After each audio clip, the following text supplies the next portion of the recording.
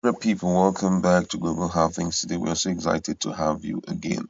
The military has finally reacted to the confession, or let me call it near-death experience of the prelate of Methodist Church who was kidnapped. Talking about His Eminence Samuel Uche. And while narrating the near-death experience, the man opened up that some northern soldiers were walking with kidnappers in the region, and that is quite indicting. But then, if you check our video, you're going to see another video that has to do, with what a policeman have to say about the involvement of soldiers in the activities of kidnapping by Fulani terrorists. Now we're going to be looking at the next step that the soldiers, talking about Nigerian army, have to take towards that particular confession. But before we give you full details of that, we'd like to encourage you to please subscribe to our channel by clicking on the red subscribe button and also the bell icon so that you get notification anytime we publish our videos. And according to the news, the Nigerian army on Wednesday denied that military personnel were aiding kidnappers in the Southeast region. The prelate of Methodist Church Nigeria, His Eminence Samuel Uche, had, while narrating his near-death experience at the hand of kidnappers, alleged that some soldiers from the north were working with the kidnappers in the region. The army said would it would take these weighty allegations seriously and approach the prelate and the Methodist Church to unravel the basis for the allegation. Had been reported that the prelate, his chaplain, Very Reverend Abidemi Shitu, and the Bishop of Owerri, Right Reverend Dennis Mark, were abducted on Sunday along the Enugu-Port Harcourt Expressway in the Umoneche local government area of Abia State. But in a swift response, the Director of Army Public Relations, Brigadier General Onyema Nwachukwu, said troops deployment in the Nigerian army is not done with considerations for ethnic affiliation. According to him, he says that the Nigerian army has been notified of the insinuations made making the rounds on social media alleging complexity of troops of the Nigerian army in the kidnap incident of the Methodist prelate in Abia State recently. While the Nigerian army expresses concern and sympathy for the victim of the heinous crime and shares in his pains, the insinuation that troops are complicit in the kidnap incident is not entirely premised on any findings of investigation and therefore cannot be swallowed hook, line, and sinker. These allegations therefore raises some pertinent questions which are still unanswered. Given the spat of insecurity in the region, the question would be, was the issue reported to the unit covering the area? Did the Methodist Church take the Nigerian army into confidence while negotiating the ransom with the kidnappers? No formal complaint has been received by the unit. More worrisome is the fact that it was alleged that the ransom was paid in less than 24 hours. Was the ransom paid to the troops? These are questions that begs for answers. More so, the Nigerian Army unit has not received any debrief from the prelate or the Methodist Church. It is therefore important to state that troops are deployed at Forward Operating Base FOB Okigwe and in front of the Abia State University Utoro, and no information was made available to them or to 14 Brigadier or any other formation except the information making the rounds in the social media. It must be clarified that troops deployment in the Nigerian army is not done with consideration for ethnic affiliation. Hence, the deployment of troops of Fulani ethnic extraction who, as alleged by the prelate, carried out the dastardly act is not our practice or modus operandi in the Nigerian army.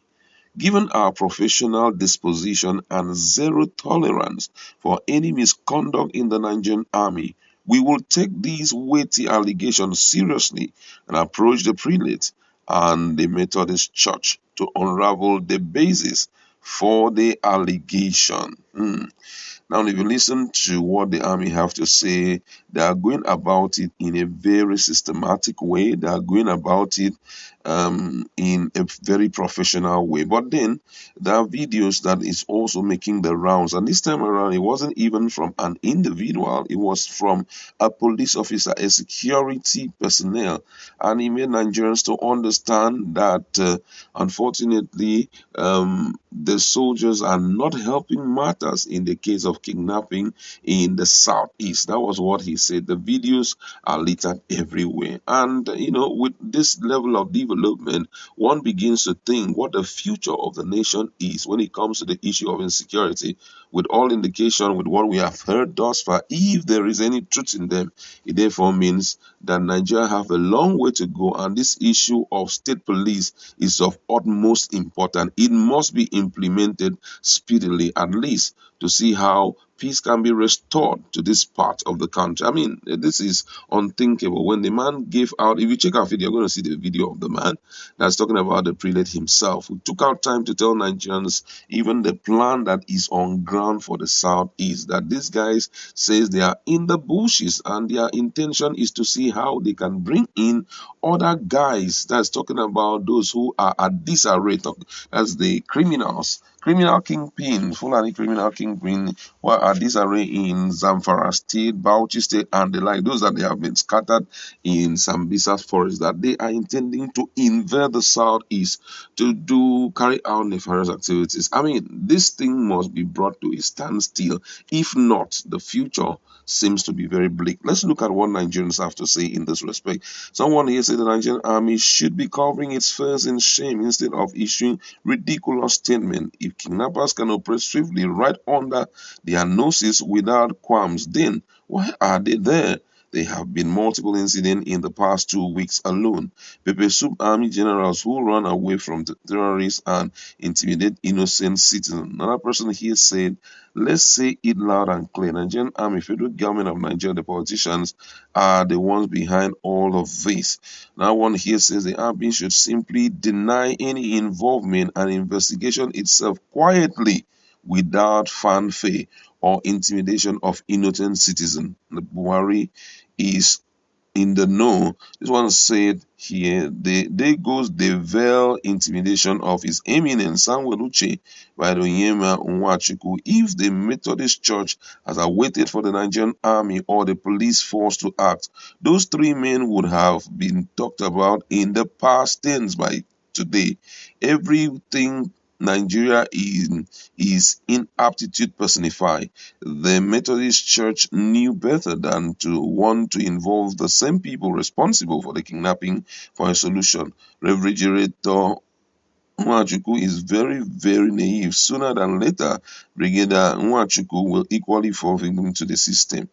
So many people are talking here. Nigerians seems not to be happy at all, especially for the persistency of this. Now, if you reflect back on what Abacha said, he said that there is no way insecurity will persist or any issues of like this will persist, that it will not be traceable to the forces that are around. And I'm just wondering how better answers will be given to this. I think at this point, it's not something that one will just come out and say, we are going to investigate and all of that. It is something you need to do quietly. You understand?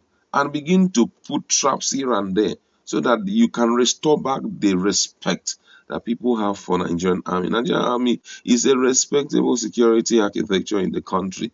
Imagine it losing its respect. It therefore means the future of Nigeria has been mortgaged, and that wouldn't be good enough. I like to leave it there. Go to our comment section now that they have planned to interview or to get more facts about the allegation level against them. Do you think that the prelate himself is safe? Let's